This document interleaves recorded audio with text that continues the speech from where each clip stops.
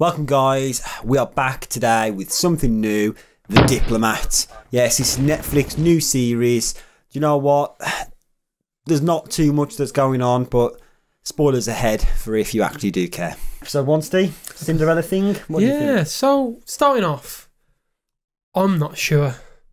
Like, I watched the whole thing, and I think I would give it a second episode purely based on a cliffhanger. Other than that, I don't know. I'm a bit unsure. What did you think? Give us your overview. My overview is, at least, just straight in. Should you watch The Diplomat? Yes or no? My answer at this moment would be no. Bit of a 4 out of 10 maybe. But for me, the only two enticing things were the start of the show and the end of the show, and that even had a really bit of crap CGI in it, Steve. You love a bit of crap CGI, I do love a bit of crap CGI, but it started off bit of a fake explosion on a boat, and I thought, okay, room for a treat. Yeah. I thought, okay, we're getting to that night agent level of stuff. That's what I thought. I thought, okay, it's not too massive, it's not too under budget. I thought somewhere in the middle, I could deal with a fake explosion if it leads somewhere nice. Mm-hmm. And then we had good 45 minutes of absolute boring political madness. Yeah, it was a bit dry, wasn't it? Dry. For me, I think, obviously, I know it's more of a political drama, I suppose, than an action thriller. But a political drama still needs drama. And that's the part we're missing here. With the bits they're giving to us, the action and the drama, it was just one tone. It didn't kind of go, okay, we're creeping to something good. It just stayed the same. There was no real twists in the show. I think, obviously we've already mentioned the spoilers. I think the only twist I can see at the moment twinkling through it is the fact they want her to be the new vice president. Like, that's the only little fishy line I can see. They're trying to reel you in, but they've got bread on a hook, mate. The only thing that kept me going was the fact that, okay, this ship's been attacked by a supposed Iran, right? And I was thinking, okay, so who could it be? That was my only thought. If it's not Iran, who else could it be? Oh yeah, because I mentioned Russia and China a few times. Yeah. But one of the things that made me laugh, go on then, was obviously if they'd sent her to England, to our great country, the United Kingdom, I should say, and they were like, America's trying to stop a war, and I thought in my head, well, this is fiction, isn't it? America trying to stop a war.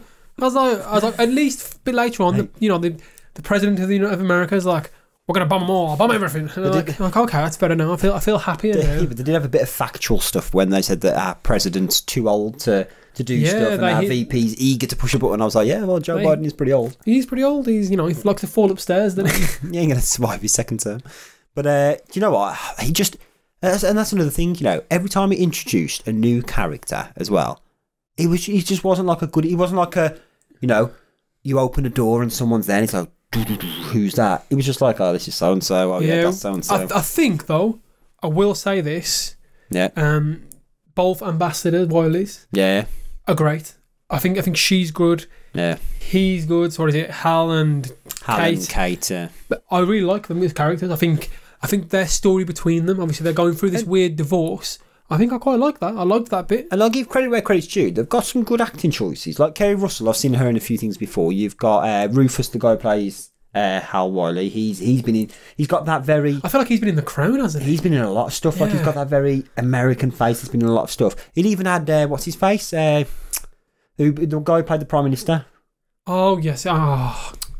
Yeah, I know what you mean. Yeah, but, he was in it. Wasn't he in... he used to be in a lot of British comedies, didn't he? He did, yes. And I'm sure wasn't he the one that was in Rowan Atkinson's... About Blackadder? No, Johnny English. Oh, you know what? Yes, he might have been. Yeah, he might have been, actually. But that was probably the only nice thing of this episode, is that when the Prime Minister was introduced to our main character, Kate, he still was like very, you don't know what you're doing, you're not good enough kind of thing. Like, he gave off that very unintelligent vibe. Yeah, he gave off, like stupid English. Again, I imagine this is because the Americans have made this and they don't want any other country to look good. But they are basing that on Boris Johnson probably and our previous Prime Ministers. Which Prime Minister, mate? We've gone through so many in the last few months. Which one is it? Pick a Prime Minister. Who knows? You could pick anyone. Do you reckon they were filming this and they went, we'll base it on Boris, and then Boris is gone and I'm like, oh shit, Theresa's in, and then Rishi's in and they're like, fucking hell, we'll just leave it with Boris because we can't be asked to keep changing. They're just going through anyone. So yeah, well, fair enough then, Ben. We've given that overview now. some little hidden details that we loved. Now, there wasn't many hidden details because, you know, not a lot happened. No. But there was one thing that made me question things. Okay. And that was the US Embassy not the US Embassy building, but where they were staying, Winford House. Yeah. I was like, there's no way the US Embassy, the US ambassador lives in this place. I think they said the grounds were the second biggest in London, apart from Buckingham Palace. I thought, there's no way Americans live in this. So I started to do a bit of Google, and it's true. What, they live in Winfield House? That Winfield House is where the American ambassador lives. And I was like, oh my God. So I did some digging. And I think it was purchased in like 1860 something, and then in the early 1900s or mid 1900s after the war, it was donated to the American government so it was owned by an American person, and as an act of patriocy, they donated it to the American government. So that actually is. Well, that's an interesting fact, and it was a lovely house. I mean, tough luck if you're not America at this point, because you're probably staying in the Premier Inn down the road. Definitely, but what I did like is when I thought when they first got there, I was like, would they really have all these people outside of the house engaging them in? Of course they would, yeah. And I thought, but they ain't the Queen or anything. And then I thought, you know what? Americans love that shit. They definitely have had the whole Downton Abbey vibe, isn't it? Yeah, Americans fucking love that. So butlers and servants. That's all you think we are. Us British. It is, but you know, I did like that. I liked the Britishness of it, and I think my best scene was when Hal's leaving the embassy building, and he's like, "Oh, I'm just the ambassador's wife on this one. I'm just the ambassador's wife." And he gets to the front and he's like, "Do I have a car?" And he's like, "Nope." He's like, to the police officer, "Can you drive me elsewhere?" And he's like, "Nope." So he walks into the road and pretends like he doesn't know that we drive on the left. True con artist. And I love it. I think his character is phenomenal. Do you know what though about him saying, "Oh, I'm just the ambassador's wife. I'm the ambassador's wife." There was a moment where they were at that memorial. And Kate, the actual ambassador, has been rushed off, right? Because they saw her coming with a Tory party. And then he obviously goes in and he's like, "Are you on the list?" He's like, "I'm the ambassador." And he just basically, he's no longer the ambassador's wife. He's the ambassador. He's there. So I think he's, in this universe, he's well known, isn't he? Yeah. As a US ambassador. And I wonder if you're a US ambassador, that's like an official title that carry across. So I wonder if, no matter which country you're in, you are always considered an ambassador. So I wonder if they always go on. I wonder if they're on. Yeah, I wonder if they're only allowed to travel on diplomatic licenses and stuff. So no matter where they go, they have this. So they're always considered an ambassador. Potentially, yeah, that's a very good thing. But I mean, he was talking with high level people though in British politics, wasn't he? Speaking to tour members, so he's probably got the sway to move around. He knows how to play the system. Yeah. So what was your best scene then, Ben? For me, it was less of a best scene and more of an interesting scene that I noticed, and it was the smelling of the armpit. Now, this scene basically.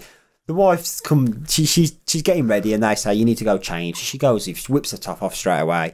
She's getting changed, and she's like, "Oh, do I smell?" And then she goes up and shoves her armpit in the husband's face, and he's like, he gets in there, he has a good little whiff, and he's like, "No, you're all right." And I was thinking to myself, like, I get that husbands and wives, we sometimes smell check each other, like, "Oh, you're put some spray on, love," or kind of thing.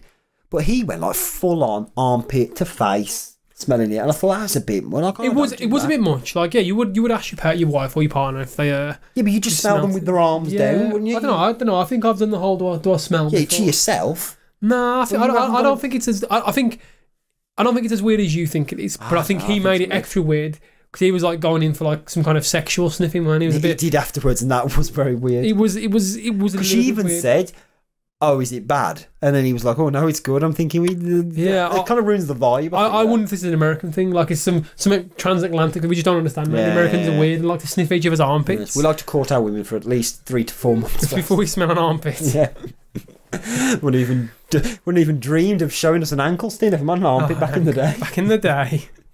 But you know, it was just a weird scene. I just wanted that question: do all married couples do it? But I suppose, yeah. Yeah, so okay. We do to an extent. Fair enough. So as we end, future predictions. So it's gonna be a little bit different this one.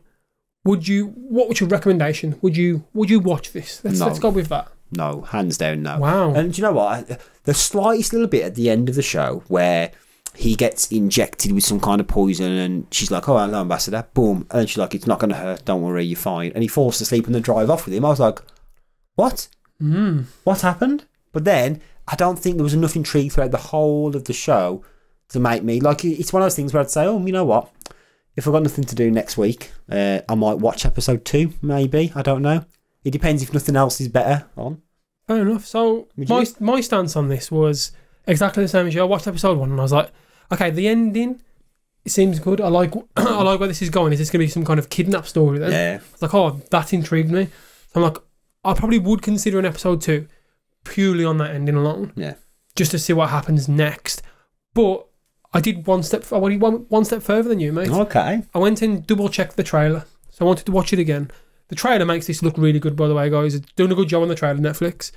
And then I read a few comments. And there's a few comments from people saying, actually, it picks up after the first 3 episodes. So, if political dramas are your thing, and you like this kind of thing, episode 1's not that good, but it sounds like people are asking for a series 2, and they really want the series 2. But and would we recommend it as Quotidian Dads? As the Quotidian Dads, if you like the kind of things we like, I don't think you should watch it. It's not The Night Agent, so kill it off. If you want that politics, get The Night Agent. Yeah. And on that bombshell, we'll catch you next week with something new. See ya. Take care.